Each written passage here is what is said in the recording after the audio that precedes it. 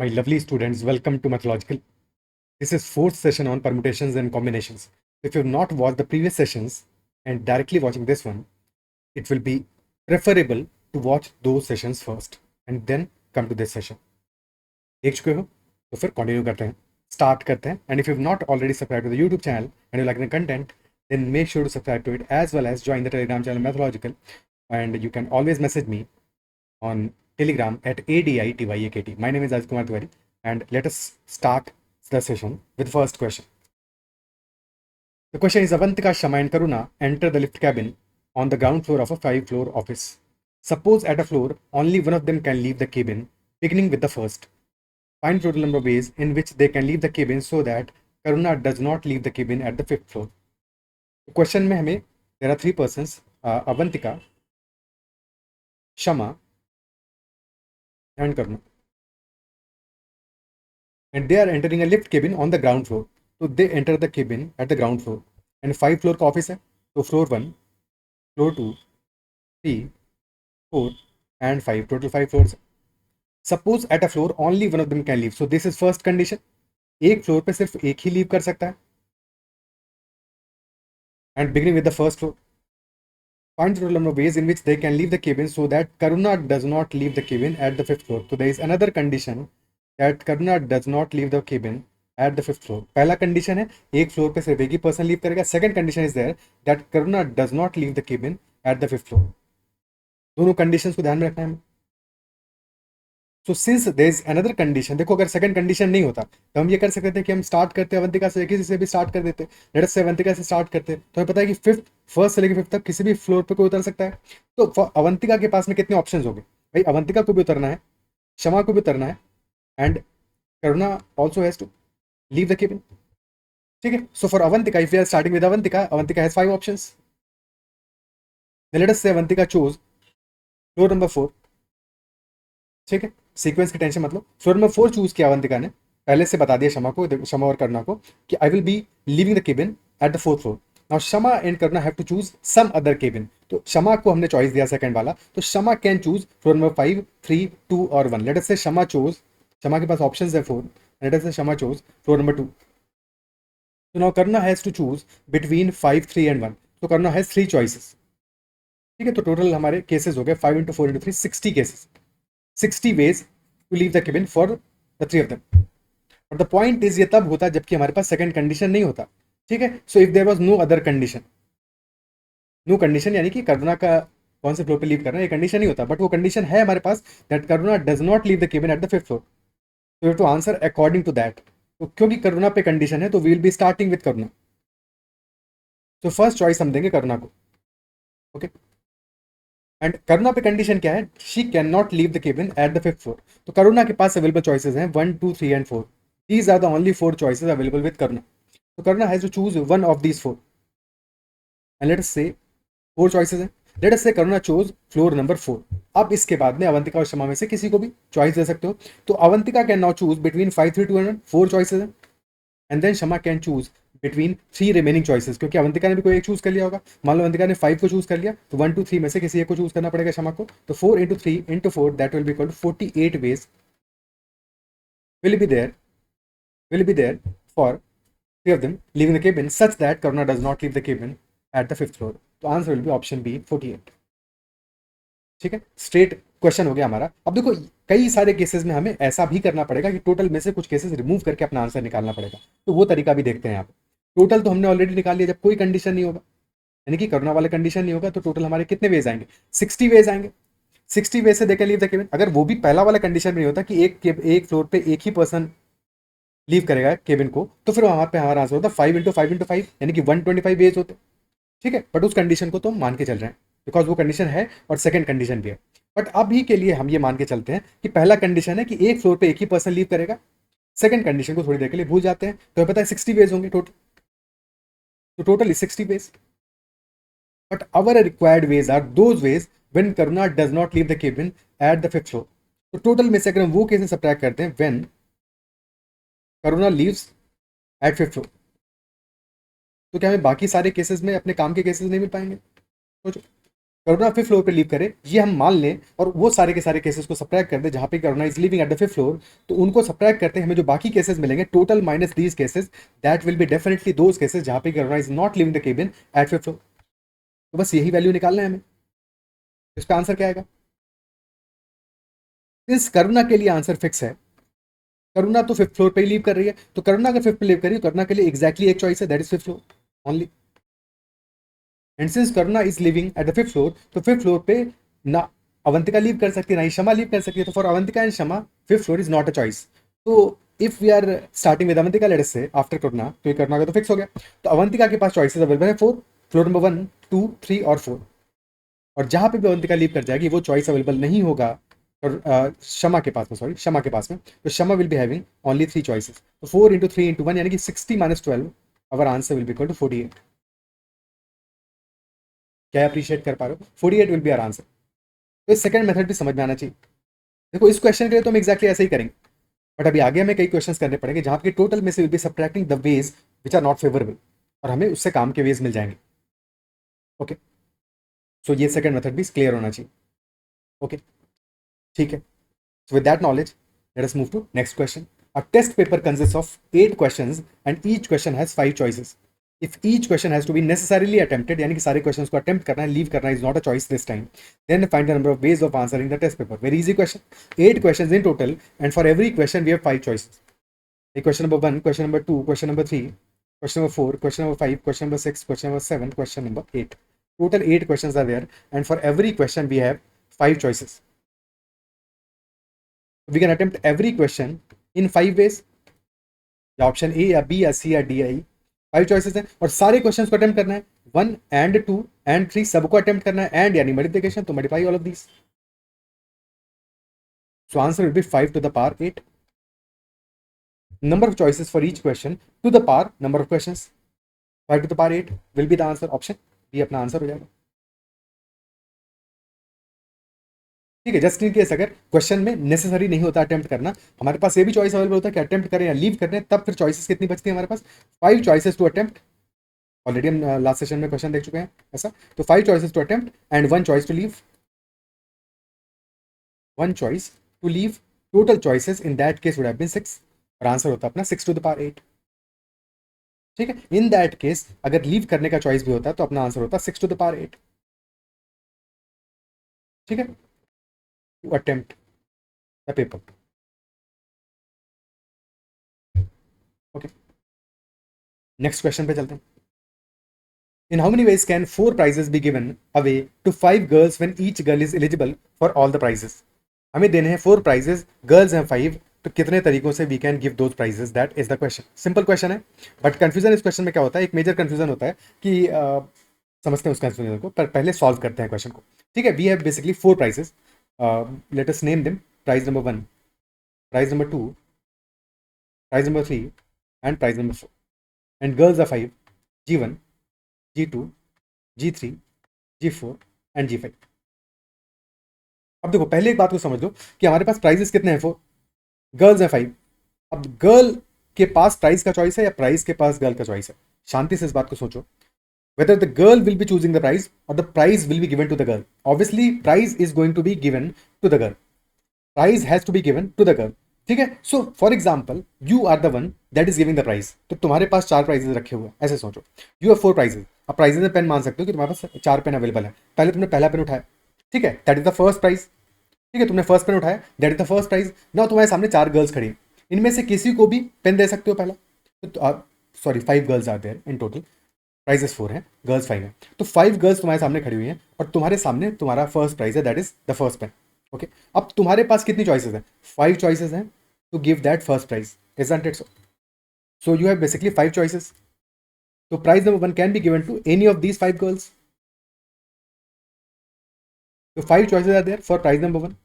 Now additionally each girl is eligible for all the prizes, which implies एक girl को एक से ज्यादा प्राइज भी मिल सकते हैं। तो अगर तुमने for example prize number 1 let us say दे दिया गर्ल नंबर 2 को, तो अभी प्राइज नंबर 2 जब देने जाओगे तो प्राइज नंबर 2 के लिए भी सारी गर्ल्स एलिजिबल है, तो prize number 2 can also be given to girl number 1 और गर्ल नंबर 2 और गर्ल नंबर 3 और गर्ल नंबर 4 और गर्ल नंबर 5, यानी कि गर्ल नंबर 2 को एलिमिनेट नहीं करना है क्योंकि वो अभी भी एलिजिबल है सेकंड प्राइज के लिए, सेकंड यानी कि प्राइज नंबर 2 के लिए। ठीक है, देयर आर 4 प्राइजेस, रैंकिंग्स नहीं है, तो प्राइज नंबर 2 भी हम किसी भी गर्ल को दे सकते हैं। तो again for prize number 2 also we have 5 choices, 5 choices, तो चॉइसेस हमारी कम नहीं हो रही हैं। और by the same logic prize number 3 के लिए 5 चॉइसेस होगा, प्राइज नंबर 4 के लिए भी 5 चॉइसेस होगा, and all prizes have to be given, all 4 prizes have to be given, तो our answer will be 5 into 5 into 5 into 5, so our answer will be 5 to the power 4, which is equal to 625 ways to give the prizes. Option C will be our answer. Option C अपना answer हो जाएगा। अब देखो इस question में confusion कहाँ पे आता है, एक मेजर जो कंफ्यूजन आता है इस क्वेश्चन में, that confusion is whether the answer will be 4 to the power 5 और 5 to the power 4। तो हमेशा जब भी ऐसा कंफ्यूजन है तो ये सोच के देखो कि प्राइज तुम्हें गर्ल को देना है या गर्ल किसको किसको चूज करना है, तो prize has to be given, isn't it so? Girls are the available choices, ठीक है, गर्ल्स को चूज नहीं करना है प्राइस की कितने प्राइस हम उठा लें, नो नो नो, गर्ल्स को चूज नहीं करना है प्राइस, प्राइस देना है हमें गर्ल्स को, तो प्राइस के पास चॉइसेस अवेलेबल है, या प्राइस जो दे रहा है पर्सन, उस पर्सन के पास चॉइसेस अवेलेबल है, वो 5 गर्ल्स चॉइसेस है हमारी, तो हर एक प्राइस के लिए there are 5 choices, total 4 prizes है, 5 to the power 4 will be answer. Okay, ठीक है। अगर तुम इसका उल्टा सोच रहे हो जस्ट इन केस कि गर्ल चूज करे प्राइस को, अगर तुमने ऐसे दिमाग लगाया let us say, because that confusion sometimes happens with many students, तो इसको फिर से एक बार हैंडल करते हैं, उल्टा सोच के देखें। अगर हमने गर्ल नंबर 1 के पर्सपेक्टिव से सोचा कि गर्ल नंबर 1 हैज़ 4 चॉइसेस, कि प्राइज नंबर 1 और प्राइज नंबर 2 और प्राइज नंबर 3 और प्राइज नंबर 4, ठीक है, सो 4 चॉइसेस है गर्ल नंबर 1 के पास, 4 चॉइसेस, बट लेट से गर्ल नंबर 1 को प्राइज नंबर 1 मिल गया, ठीक है। अब गर्ल नंबर 2 के लिए क्या है, क्या उसके पास 4 चॉइसेस हैं या 3 चॉइसेस हैं, या क्या होगा? बिकॉज अगर गर्ल नंबर 1 ने प्राइज नंबर 1 चूज कर लिया, तो अब गर्ल नंबर 2 क्या प्राइज नंबर 1 चूज कर पाएगी? नहीं चूज कर पाएगी, तो कंडीशन होगी बात तो ये, ठीक है। अगर तुम सबके लिए 4 4 चॉइसेस ले लोगे यहाँ पे और आंसर कर दिया 4 टू द पावर 5, तो बेसिकली इस केस में क्या होगा, there will be many cases जहां पे कि प्राइस नंबर 1 सारी लड़कियों को मिल गया हो, G1 G2 से लेके G5 तक सबको मिल गया हो, या फिर G1 और G2 को मिल गया हो, that does not make sense, because एक प्राइस तो एक ही लड़की को मिलेगा, एक गर्ल को एक से ज्यादा प्राइजेस मिल सकते हैं, each girl is eligible for all the prizes, so one girl can receive more than one prizes, that is fine, but one prize cannot be given to more than one girls, that is not fine, so that is why 4 to the power 5 will not be the answer, and always think in that way that prizes have to be given away, so a prize has a choice or prize giver has the choice among the girls, so girls are the choices in this case and not the prizes। okay, ठीक है, आगे बढ़ते हैं next question पे।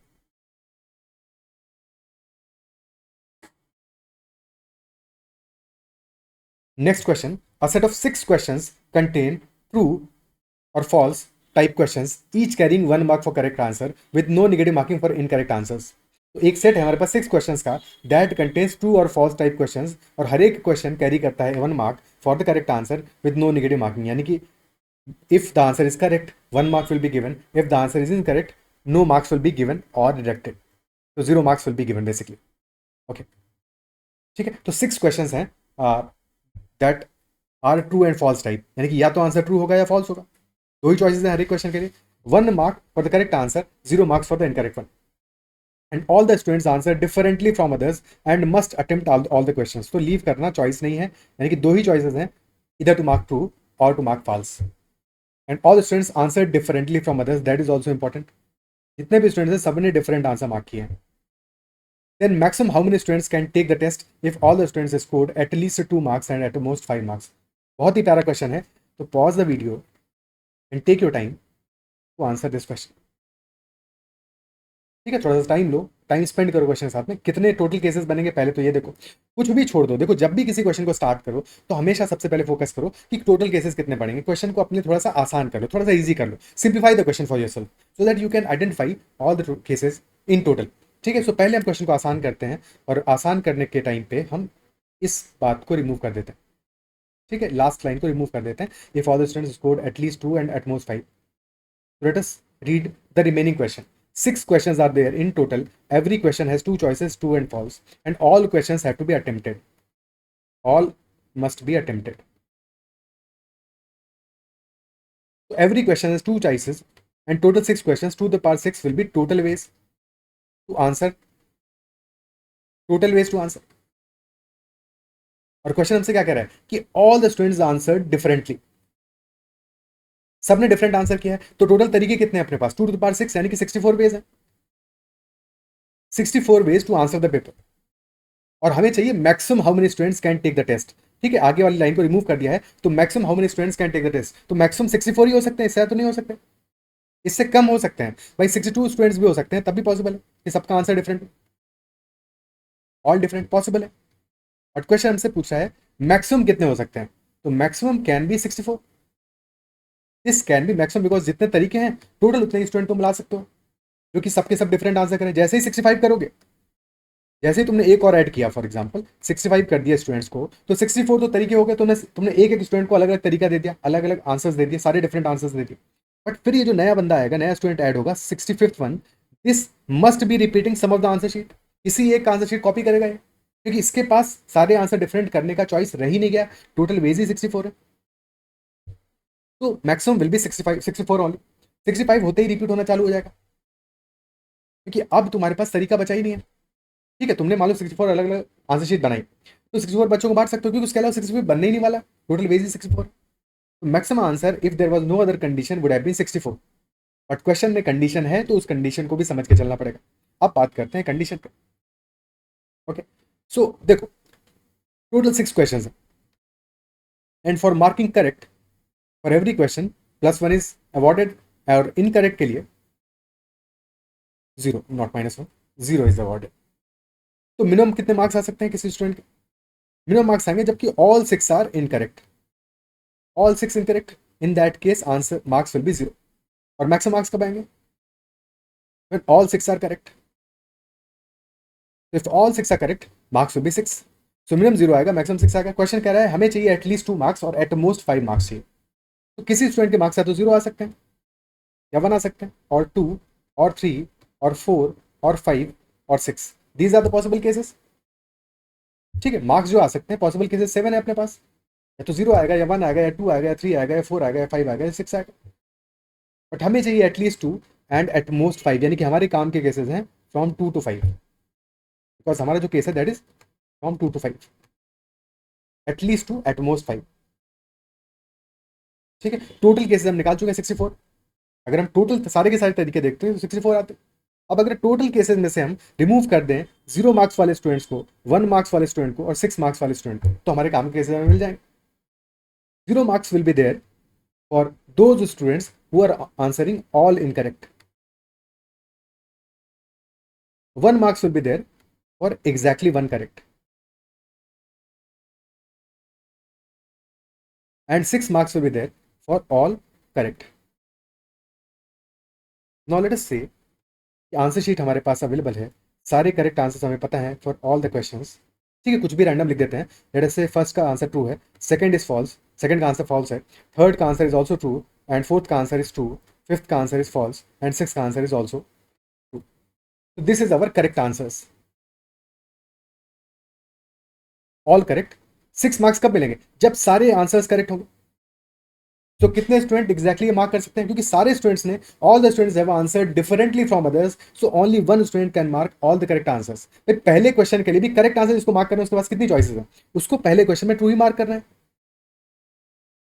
Exactly one choice है। First question के लिए all correct के लिए चॉइसेस कितनी अवेलेबल है, क्वेश्चन नंबर 1 के लिए भी एग्जैक्टली वन चॉइस है, ट्रू मार्क करना पड़ेगा। For question number 2 also there is exactly one choice, for question number 3 also there is exactly one choice, for 4 also, for 5 also, for 6 also, and all questions have to be marked correctly. Answer will be only one student, only one such answer is possible, only one way is there to mark all correct, all correct। ठीक है, अब अगर all incorrect करना है तब कितने answer possible है, सारे इनकरेक्ट करने हो तो ऑल इनकरेक्ट। तो अगर सारे इनकरेक्ट करने हैं, सारे क्वेश्चन को गलत करना है, तो पहले क्वेश्चन में क्या है, ट्रू नहीं करोगे, फॉल्स मार्क करोगे, तभी तो इनकरेक्ट होगा। सिमिलरली सेकंड में ट्रू मार्क करोगे, थर्ड में फॉल्स मार्क करोगे, फोर्थ में फॉल्स मार्क करोगे, फिफ्थ में ट्रू मार्क करोगे, और सिक्स में फॉल्स मार्क करोगे। अगेन तुम्हारे पास चॉइसेस कितनी available, to mark all incorrect. Again we have exactly one choice for each question, because हमारे पास टोटल चॉइसेस 2 थी, उनमें से एक करेक्ट चॉइस था, एक इनकरेक्ट चॉइस था। तो करेक्ट चॉइस चूज करने का भी तरीका एक ही था, इनकरेक्ट चॉइस चूज करने का भी तरीका एक ही था। टोटल वेज हमारे पास 2 थे, total ways were 2, 1 was for correct, 1 was for incorrect. हाँ, यहीं पे अगर हमारे पास let us say if there was a multiple choice question with 4 options, 4 options and only one of them correct, So in that case, to mark the correct answer, हमारे पास choices would have been one choice, and to mark the incorrect answer would have been choices would have been three. ठीक है, तो वो difference समझना है. यहाँ पे true false है तो only two answers are possible. One is the correct answer, one is the incorrect answer. Otherwise if there was a MCQ, four options, in that case one would have been correct and three would have been incorrect. तो वहां पे हमारा approach different हो जाता. But in this case one is correct and one is incorrect. So all incorrect के लिए भी हमारे पास एक्जैक्टली कितनी चॉइसेस हैं? फर्स्ट क्वेश्चन के लिए वन चॉइस, सेकंड के लिए वन चॉइस, थर्ड के लिए वन, फोर्थ के लिए वन, फिफ्थ के लिए वन और सिक्स के लिए वन. तो ओनली वन चॉइस, यानी कि ऑल करेक्ट सिर्फ एक स्टूडेंट कर सकता है क्योंकि सबका आंसर डिफरेंट होना चाहिए. और ऑल इन करेक्ट के लिए वन होगा और ऑल इनकरेक्ट के लिए भी वन ही होगा. तो हमें 0 मार्क्स वाले स्टूडेंट्स मिल गए, दैट इज ओनली वन. और 6 मार्क्स वाला student, that is also one. Total 64 जो हमारे स्टूडेंट्स आने वाले हैं उनमें से हमें पता है only one can mark all incorrect, only one can mark all correct. तो ये दो तो हमने रिमूव कर दिए. बट अब ये कैसे निकालें एग्जैक्टली वन करेक्ट वाला? एग्जैक्टली वन करेक्ट ये कैसे निकालेंगे? Because exactly one correct implies if a student has marked exactly one correct, that implies rest 5 are incorrect. और exactly वन जो करेक्ट है, या तो फर्स्ट क्वेश्चन करेक्ट होगा, ठीक है, बाकी आंसर हमें पता है सारे इनकरेक्ट हैं, यानी कि इनके लिए कितनी चॉइस अवेलेबल है? एक ही एक चॉइस अवेलेबल है. अगर फर्स्ट को उसने करेक्ट मार्क किया है, क्वेश्चन वन वॉज करेक्ट, तो इन दैट केस बाकी सारे इनकरेक्ट होंगे. तो क्वेश्चन वन को करेक्ट करने के तरीके कितने होंगे? Question one correct can be corrected only in one way, और क्वेश्चन टू इनकरेक्ट होगा only in one way. Because फिर क्वेश्चन टू के लिए क्वेश्चन वन के लिए ट्रू मार्क किया होगा तभी करेक्ट होगा. क्वेश्चन टू को इनकरेक्ट करना है तो ट्रू मार्क किया होगा तभी इनकरेक्ट होगा. क्वेश्चन थ्री को भी इनकरेक्ट करना है तो फॉल्स मार्क किया होगा. क्वेश्चन फोर को भी इनकरेक्ट करना है तो क्या मार्क किया होगा? फॉल्स मार्क किया होगा. और क्वेश्चन फाइव को भी इनकरेक्ट करना है तो अगेन ट्रू मार्क किया होगा. क्वेश्चन सिक्स को भी इनकरेक्ट करना है तो फॉल्स मार्क किया होगा. यानी कि इनके लिए भी वन वन वे है. तो यानी कि अगर क्वेश्चन वन को करेक्ट करना है तो इन दैट केस कितने स्टूडेंट ऐसे होंगे जिनका क्वेश्चन वन करेक्ट होगा? Only one. Exactly one correct में या तो क्वेश्चन वन करेक्ट होगा और यानी एडिशन, या तो क्वेश्चन टू करेक्ट होगा और क्वेश्चन थ्री करेक्ट होगा और क्वेश्चन फोर करेक्ट होगा और क्वेश्चन फाइव करेक्ट होगा और क्वेश्चन सिक्स करेक्ट होगा. तो सिक्स हमारे पास चॉइसेस हैं. क्वेश्चन वन करेक्ट करने का सिर्फ एक ही तरीका है, बिकॉज सिर्फ question one exactly one correct करना है. Only question one is correct, all others are incorrect. So exactly one choice है हमारे पास to correct only question number one. ठीक है, only question number two correct करने का भी एग्जैक्टली वन चॉइस होगा. By the same logic, same for all the other questions. Total ways will be 1 plus 1 plus 1. Total 6 questions है, तो 6 ways are there to mark exactly one correct answer and all the other incorrect answers. ध्यान रखना, exactly one correct की हम बात कर रहे हैं. ठीक है, so total such cases will be 6 exactly one correct वाले. यानी 0 मार्क्स वाले स्टूडेंट्स होंगे 1. अगर हमने टोटल मैक्सिमम देखा है दैट इज 64, तो 0 मार्क्स वाले होंगे 1, 1 मार्क्स वाले होंगे 6 और 6 मार्क्स वाले होंगे 1. तो बस इन केसेस को सब्ट्रैक्ट कर देंगे, हमारे काम केसेस मिल जाएंगे. तो 64 minus 1 plus 6 plus 1, total 56 students maximum can be there who can score marks between 2 and 5 including both the endpoints. 56 such students can be there. Maximum number of students will be 56. इससे कम value भी possible हो सकता है क्योंकि question अगर ये option पूछे कि how many students can be there, ठीक है, और उसमें फिर वैल्यूज दिया हमें 56, 55, 56, 59, 61 एटसेट्रा, तो हमें पता है 56 is the only possible answer because उससे ज़्यादा स्टूडेंट्स नहीं हो सकते. ठीक है, तो क्वेश्चन का फॉर्मेट अलग हो सकता है बट अप्रोच हमारा यही रहेगा. Is that clear? ठीक है, अब देखो हमने यहाँ पे बात की थी एग्जैक्टली वन करेक्ट. ठीक है, तो हमें पता है क्वेश्चन वन को करेक्ट करने वाला सिर्फ एक ही बच्चा होगा जिसके कि बाकी सारे क्वेश्चन इनकरेक्ट होंगे. अगर क्वेश्चन ये कहता है क्वेश्चन वन को करेक्ट करने वाले कितने बच्चे होंगे, कितने स्टूडेंट्स होंगे, तो उनका क्वेश्चन वन करेक्ट होगा. Question two three four five six के लिए कुछ भी नहीं कहा गया उस केस में. तो वहां पे टू के लिए भी दो चॉइसेस होंगी, थ्री के लिए भी दो, फोर के लिए भी दो, फाइव के लिए भी दो और सिक्स के लिए भी दो. तो क्वेश्चन वन के लिए exactly one choice because question one has to be corrected and for all other questions there is no other choice. Choice given नहीं है तो दोनों दो दो चॉइसेस सबके लेवल में, टू चॉइस अवेलेबल. तो 2 to the power 5 into 1 यानी कि 32 such students will be there who would have marked question number 1 correctly. फिर क्वेश्चन नंबर 2 उनका करेक्ट भी हो सकता है, इनकरेक्ट भी हो सकता है. क्वेश्चन 3 के लिए भी दोनों चॉइस अवेलेबल है, वगैरह वगैरह वगैरह. तो that is the concept. Okay, exactly one correct, exactly one student जिसका क्वेश्चन नंबर 1 करेक्ट होगा, और क्वेश्चन नंबर 1 करेक्ट वाले 32 स्टूडेंट्स होंगे जिनके बाकी सारे क्वेश्चंस में कुछ करेक्ट होंगे कुछ इनकरेक्ट होंगे. वो सारे केसेस बन जाएंगे. ओके, क्लियर है? क्या ये समझ पा रहे हो? तो हमने डिटेल में समझ ली इस बात को. ओके,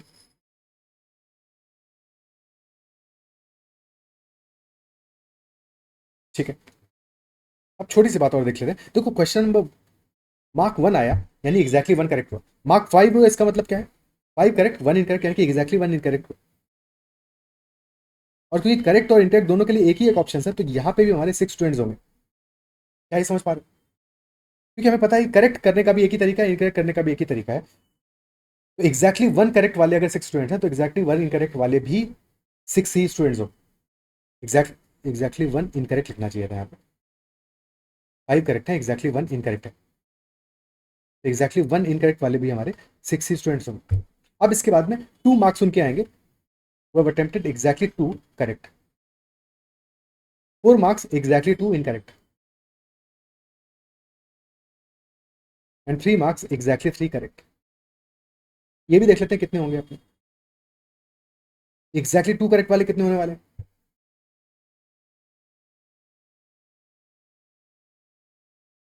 अब यहां पे भी देखो एग्जैक्टली 2 करेक्ट की अगर हम बात करें,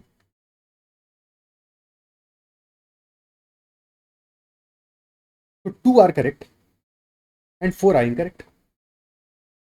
and 2 correct can be question 1 और 2, 1 एंड 3, 1 एंड 4, 1 एंड 5, 1 एंड 6। तो 1 के साथ सारे पेयर हमने बना लिए, 5 पेयर्स बने। अब 2 से पेयर बनाना शुरू करो। 2 का 1 से पेयर नहीं बनाओगे, बिकॉज 1 और 2 हमने ऑलरेडी देख लिया है। तो 2 का पेयर बनाओगे 2 के बाद वालों से। 2 3, 2 4, 2 5, 2 6। देन 3 के बाद वालों से पेयर बनाओ, तो 3 4, 3 5, 3 6। अब ऐसे ही 4 के बाद वालों से, तो 4 5, 4 6 एंड 5 6। टोटल कितने बने? 5 प्लस 7 12 प्लस 3 15। तो 15 केसेस बने हमारे एग्जैक्टली 2 करेक्ट के केस में। फर्स्ट और सेकंड होगा, फर्स्ट एंड थर्ड होगा, एंड सो ऑन। 15 केसेस। और जो हमारे बचे हुए 4 होंगे वो इनकरेक्ट होंगे। अगेन 15 में से हर एक केस में चॉइसेस कितनी होंगी हमारे पास, क्योंकि करेक्ट करने का भी करेक्ट आंसर भी एक है, इनकरेक्ट आंसर भी एक है। तो हर एक केस में 1 इंटू 1 अगर हमने देखा कि फर्स्ट और सेकंड करेक्ट है और third fourth fifth six incorrect है, तो हर एक क्वेश्चन में हमारे पास करेक्ट करने का, फर्स्ट और सेकंड को करेक्ट करने का एक चॉइस, एक चॉइस, और थर्ड फोर्थ फिफ्थ को इनकरेक्ट करने का भी एक ही चॉइस होगा। तो यानी कि सिर्फ एक ही ऐसा स्टूडेंट होगा जिसका कि ये सिनारियो होगा कि फर्स्ट और सेकंड करेक्ट होगा, बाकी सारे इनकरेक्ट होंगे। Exactly 1 student in all 15 cases. तो टोटल स्टूडेंट्स हमारे 15 ही होंगे। So 15 students will be there who have marked exactly 2 correct. Similarly 15 students will be there with exactly 2 incorrect. और बचे हुए जितने बचे हमें 64 में से, वो हमारा नंबर आ जाएगा exactly 3 करेक्ट का। ठीक है, तो that number will be equal to 20। 20 आ जाएगा, 64 माइनस बाकी सारे नंबर्स का 20 आ जाएगा। क्लियर? अब इसी को हम एनसीआर करके भी सॉल्व कर सकते थे, कोई दिक्कत नहीं है। वो कॉन्सेप्ट क्योंकि अभी उन्होंने अच्छे से डिटेल में समझा नहीं है, तो अभी उन्होंने इसको बेसिक से समझ लिया। बाकी जब एनसीआर देखेंगे तो वहाँ पे वैसे देख लेंगे इस क्वेश्चन को। ओके, क्लियर है? आगे बढ़ते हैं।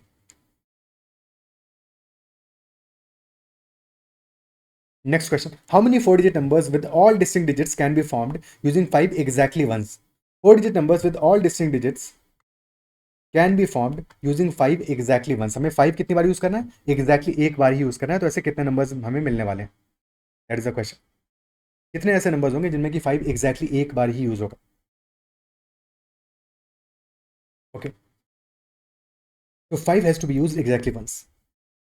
So since these are 4-digit numbers, तो choices क्या है हमारे पास? 5 has to be used exactly once. So 5 can be used in unit digit भी यूज कर लिया, और 5 can be use in the tens digit और हंड्रेड डिजिट और थाउजेंड डिजिट। ठीक है, तो 5 को हम किसी भी एक प्लेस पे एक ही बार यूज कर रहे हैं, तो जहां पे यूज कर रहे हैं उस हिसाब से केसेस बना लेंगे। तो 5 can be use in the unit digit और इन द टेंस डिजिट और हंड्रेड डिजिट और थाउजेंड डिजिट। अब अगर 5 को हम यूनिट डिजिट पे यूज कर रहे हैं, तो यूनिट डिजिट पे यूज करने के तरीके कितने होंगे? सिर्फ एक ही तरीका होगा, because 5 must be use at the unit digit. अब हमें यह भी ध्यान देना है कि बाकी places 5 can not be use because 5 has to be use exactly once. In this first case, now 5 cannot be used in any other place, at any other place. ठीक है, टोटल हमारे पास डिजिट्स होती हैं 10। तो 5 को जैसे हमने यूनिट पे यूज कर लिया, तो अब बाकी कितने डिजिट्स बचे? हमारे पास 9 डिजिट्स बचे हैं। बट हमें यह भी पता है कि किसी भी केस में, किसी भी नंबर में लेफ्ट मोस्ट डिजिट पे हमें जीरो नहीं आने वाला, तो वो भी हटा देना है हमेशा। और क्योंकि 5 भी यूज हो चुका है, तो 5 भी नहीं आएगा लेफ्ट मोस्ट डिजिट पे, और 5 तो कहीं भी नहीं आएगा। बट ठीक है, यहां भी 5 नहीं आएगा, तो पहले वाले केस में कितने नंबर बनने वाले हैं हमें? लेफ्ट मोस्ट प्लेस पे जीरो भी नहीं आएगा, 5 भी नहीं आएगा, 8 ऑप्शन है, तो 8 ऑप्शन विल बी देयर। और सारी डिजिट्स हमारी डिस्टिंक्ट होनी, तभी तो ये कंडीशन इस तरह से कर रहे हैं। अब जैसे ही हमने कोई एक 8 ऑप्शंस में से कोई एक ऑप्शन चूज कर लिया होगा, ठीक है, मान लो हमने एक ऑप्शन चूज कर लिया, 1 को हटा दिया, 1 यूज कर लिया, तो अब इसके बाद कितने नंबर्स बचे हमारे, 1 नहीं यूज कर सकते, 5 नहीं कर सकते, फिर 0 तो अब चलेगा। तो अब हमारे पास 8 ऑप्शन अगेन बचे होंगे फॉर द नेक्स्ट डिजिट, और फिर यहाँ पे भी कोई एक नंबर यूज कर लिया होगा, मान लो 3 को यूज कर लिया, तो अब बचे होंगे 7 option. Total numbers will be 8 into 8 into 7 into 1, जहाँ पे कि in the unit digit 5 will be used. तो ये पहला केस हो गया हमारा, केस नंबर 1।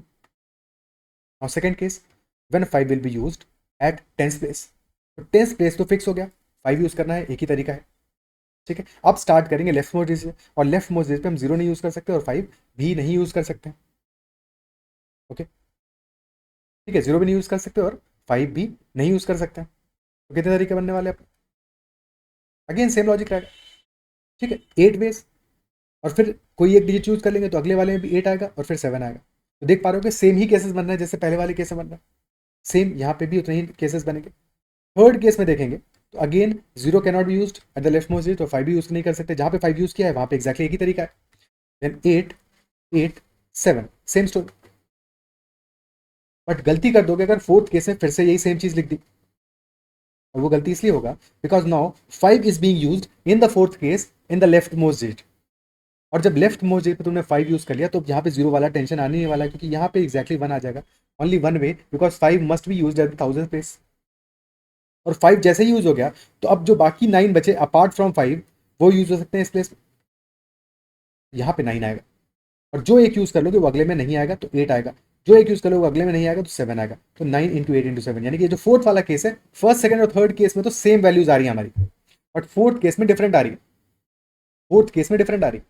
ठीक है, सो बेसिकली फर्स्ट सेकंड और थर्ड को, क्योंकि सारे और है, और यानी कि एडिशन, तो सारी केसेस को ऐड करना पड़ेगा। या तो पहला केस हो गया, दूसरा हो गया, तीसरा हो गया, चौथा हो गया, सबको ऐड करोगे। ठीक है, तो 8 इंटू 8 इंटू 7 3 टाइम्स आ रहा है, तो 3 into 8 into 8 into 7 plus 9 into 8 into 7, basically 8 into 7 को कॉमन ले लो, 56 को कॉमन ले लो, अंदर बच जाएगा 3 इंटू 8 दैट इज 24 प्लस 9, तो आंसर इज 56 इंटू 33। ठीक है, तो 56 इंटू 3 क्या हो गया, दैट इज इक्वल टू 168, तो 1680 plus 168, answer will B 1848, our answer will be 1848 in this case. This will be the correct answer. Clear? Okay.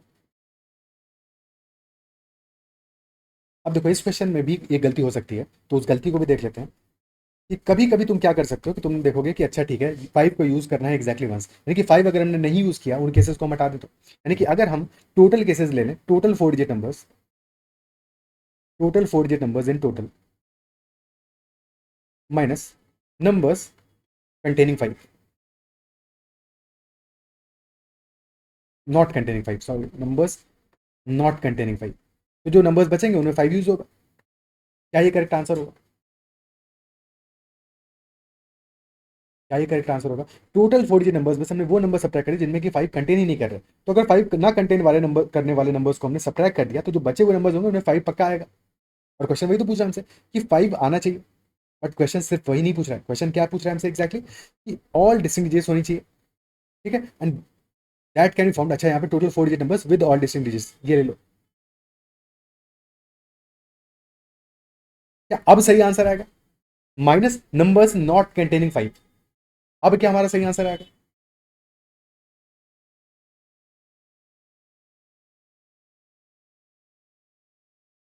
कि numbers not containing 5 और total 4 digit numbers with all distinct digits, क्योंकि सारी digits हमारी distinct हैं, तो अगर 5 आने वाला है, अगर 5 आने वाला है तो 5 कितनी बार आएगा? एग्जैक्टली एक ही बार आएगा। तो अब हमने जो केसेस लिए हुए हैं उसमें से अगर नंबर नॉट कंटेनिंग 5 को सब्ट्रैक्ट कर दिया तो आंसर मिल जाना चाहिए हमें। क्योंकि अब तो हमने साइड डिजिट लिया, टोटल केसेस कितने बनेंगे हमारे, टोटल कितने बनेंगे, 4 डिजिट नंबर्स हैं,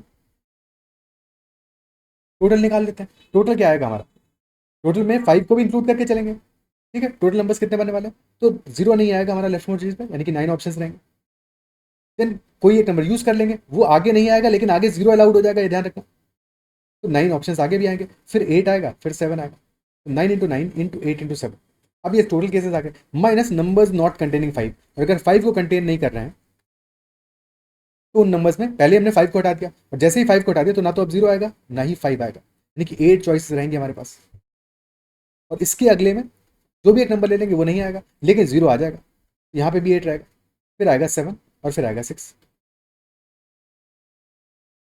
ठीक है, सो अब हमें आंसर मिल जाना चाहिए। दैट विल बी 8 इंटू 7 तो कॉमन फिर भी आ रहा है, 56 को कॉमन ले लो, अंदर आ जाएगा 81 माइनस 48। तो अब बिल्कुल सही आ रहा है, तो 56 इंटू 33 तो 1848। तो यहाँ पे भी हमारा आंसर मैच करेगा अगर हमने सही से अपना कॉन्सेप्ट लगाया कि टोटल 4 डिजिट नंबर्स हमने सारी की सारी ले ली जहाँ पे कि डिजिट्स हमारी डिस्टिंक्ट होंगी, और उसमें से वो नंबर्स हमने सब्ट्रैक्ट कर दिए जो कि 5 को कंटेन नहीं कर रहे हैं, क्योंकि जैसे ही हम ये सब्ट्रैक्ट करेंगे तो हमें पता है अब जो नंबर्स आएंगे उनमें 5 एक्जैक्टली एक बार ही आएगा, because all digits are distinct. ठीक है, अगर ऑल डिस्टिंक्ट डिजिट्स वाला खेल नहीं होता तो फिर फंस जाते। क्यों फंस जाते? क्योंकि 5 एक्जैक्टली वंस नहीं आता। ऐसे भी नंबर्स मिल जाते हैं जहाँ पे कि 5 2 बार आता, 3 बार आता, और उनको तो हमने रिमूव नहीं किया है। ठीक है, क्योंकि हमें चाहिए था 5 एक्जैक्टली वंस, लेकिन क्योंकि साइड डिजिट्स डिस्टिंक्ट वाला केस भी है, तो हमें पता है कि जब साइड डिजिट्स डिस्टिंक्ट होंगे तो 5 सिर्फ और सिर्फ एक बार ही आएगा अगर आएगा, या तो आएगा ही नहीं, या आएगा तो एक्जैक्टली एक बार ही आएगा। तो अब हमने जो तरीका बनाया ये बिल्कुल ठीक है, यहाँ से हमें सही आंसर मिलेगा। क्या ये समझ पा रहे हो? ठीक है, और एक ही स्टेप में आंसर मिल जाएगा, एक नहीं 2 स्टेप हो गए, बट 2 स्टेप में हमें अपना आंसर मिल जाएगा। Isn't it so? क्या ये क्लियर है?